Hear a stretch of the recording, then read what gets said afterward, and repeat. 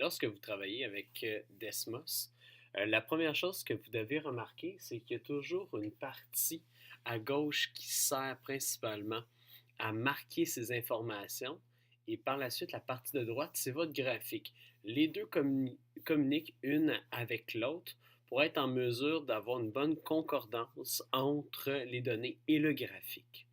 Pour être en mesure de bien commencer son graphique, il faut premièrement connaître les différentes options de Desmos. Desmos, premièrement, si on regarde dans le haut, vous avez plusieurs modèles qui peuvent vous servir d'exemple. Et si vous voulez créer un nouveau travail, vous avez New Blank Graph qui vous permet d'ajouter, comme je l'ai dit, un travail. Si on revient, donc on réappuie sur le bouton, il y a une autre option ici, c'est principalement cette option-là qui nous intéresse, c'est de choisir qu'est-ce que vous voulez faire en premier.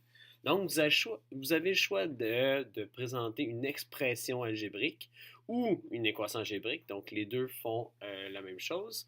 Ici, on va ajouter une note dans la table de valeur, exemple comme un titre, la table de valeur pour rentrer des données. Et si vous aviez à ajouter des fichiers ou des images que vous voudriez ajouter par la suite, vous pourriez le faire dans ce cas-ci. L'autre partie des informations, c'est lorsque vous voulez faire du ménage à l'intérieur de vos séries ou de ce que vous avez ajouté. Vous avez juste à appuyer sur le petit engrenage qui était ici juste avant et soit de supprimer toute la séquence qui est dans le fond dans la bande à gauche ou bien tout simplement la copier en utilisant cet outil-là ou la supprimer. Une fois que vous avez terminé de faire vos modifications, vous faites Done et vous revenez.